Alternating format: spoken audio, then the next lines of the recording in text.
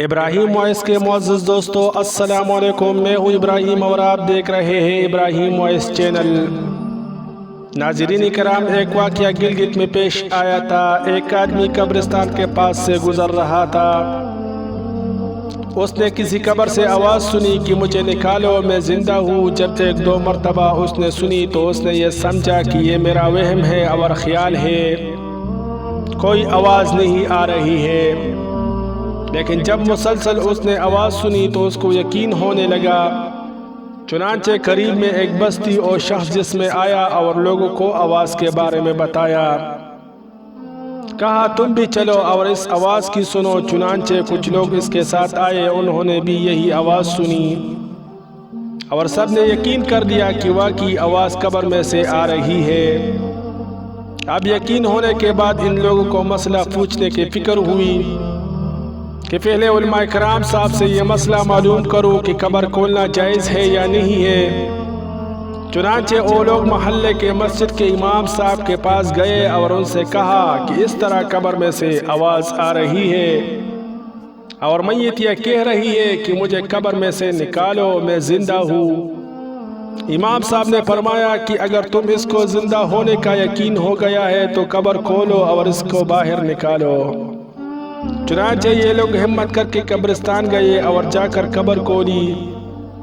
اب جو ہی تختہ ہٹایا تو دیکھا اندر ایک عورت برہنہ بیٹھی ہوئی ہے اور اس کا کفن گل چکا ہے، اور عورت کہہ رہی ہے کہ جلدی سے میرے گھر سے میرے کپڑے لاؤ، میں کپڑے پہن کر باہر نکلوں گی۔ چنانچہ یہ لوگ فوراً دوڑ کر اس کے گھر گئے اور جا کر اس کے گھر والوں کو یہ واقعہ بتایا اور اس کے کپڑے چادر وغیرہ لے کر آئے اور لا کر قبر کے اندر پھینک دیے۔ اس عورت نے ان کپڑوں کو پہنا اور چادر اپنے اوپر ڈالی اور پھر تیزی سے بجلی کی طرح اپنی قبر سے نکلی اور دوڑتی ہوئی اپنے گھر کی طرف بھاگ گئی اور گھر جا کر ایک کمرے میں چھپ کر اندر سے کنڈی لگا لی۔ اب جو لوگ قبرستان آئے تھے دوڑ کر اس کے گھر پہنچے اور اب ان کو وہاں جا کر معلوم ہوا کہ اس نے کمرے کے اندر سے کنڈی لگا لی ہے۔ ان لوگوں نے دستک دی کہ کنڈی کھولو۔ اندر سے عورت نے جواب دیا میں تو کنڈی کھول دوں گی، لیکن کمرے کے اندر وہ شخص داخل ہو جس کے اندر مجھے دیکھنے کی طاقت ہو، اس لیے کہ اس وقت میری حالت ایسی ہے کہ ہر مرد مجھے دیکھ کر برداشت نہیں کر سکے گا، لہذا کوئی دل گردے والا شخص اندر آئے اور آ کر میری حالت دیکھے۔ اب سب لوگ اندر جانے سے ڈر رہے تھے مگر دو چار آدمی مضبوط دل والے تھے، انہوں نے کہا کہ تم کنڈی کھولو، ہم اندر آئیں گے۔ چنانچہ اس نے کنڈی کھول دی اور یہ لوگ اندر چلے گئے۔ اندر وہ عورت اپنے آپ کو چادر میں چھپائی بیٹھی تھی۔ جب یہ لوگ اندر پہنچے تو اس عورت نے سب سے پہلے اپنا سر کھولا۔ ان لوگوں نے دیکھا کہ اس کے سر پر ایک بھی بال نہیں ہے اور بالکل خالی کھوپڑی ہے، نہ ہی بال اور نہ ہی کال ہے، صرف خالی ہڈی ہے۔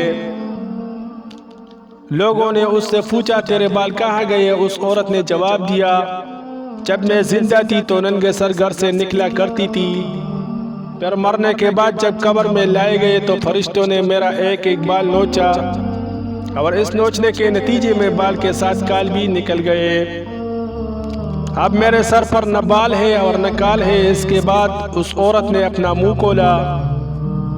جب لوگوں نے اس کے منہ دیکھا تو اتنا خوفناک ہو چکا تھا کہ سوائے دانتوں کے کچھ نظر نہیں آیا، نہ اوپر کا ہونٹ تھا اور نہ نیچے کا ہونٹ موجود تھا، بلکہ 32 کے دانت سامنے جڑے ہوئے نظر آ رہے تھے۔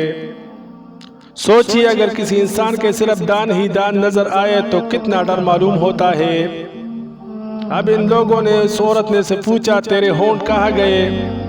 اس عورت نے جواب دیا میں ہونٹ پر لپسٹک لگا کر غیر محرم مردوں کے سامنے جایا کرتی تھی، اس کی سزا میں میرے ہونٹ کاٹ لیے گئے، اس لیے میرے چہرے پر ہونٹ نہیں ہے۔ اس کے بعد اس عورت نے اپنے ہاتھ اور پیروں کی انگلیاں کھولی۔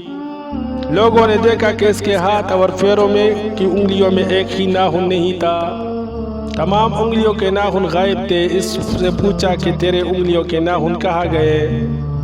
اس عورت نے جواب دیا، ناخن پالش لگانے کی وجہ سے ایک ایک ناخن کھینچ لیا گیا، کیونکہ یہ سارے کام کر کے گھر سے باہر نکلا کرتی تھی، اس لیے جیسے ہی میں مرنے کے بعد قبر میں پہنچی تو میرے ساتھ یہ معاملہ کیا گیا اور مجھے یہ سزا ملی کہ میرے سر کے بال بھی نوچ لیے گئے۔ اتنے بات کرنے کے بعد بے ہوش ہو گئی اور مردہ بے جان ہو گئی جیسے لاش ہوتی ہے۔ چنانچہ ان لوگوں نے دوبارہ اس کو قبرستان پہنچا دیا گیا۔ اللہ تعالیٰ کو عبرت دکھانے مقصود تھی کہ دیکھو کہ اس عورت کا کیا انجام ہوا اور اس کو کتنا خوفناک عذاب دیا گیا۔ بے پردہ خواتین اس واقعے سے عبرت لے اور ان گناہوں سے توبہ کر لے۔ آمین۔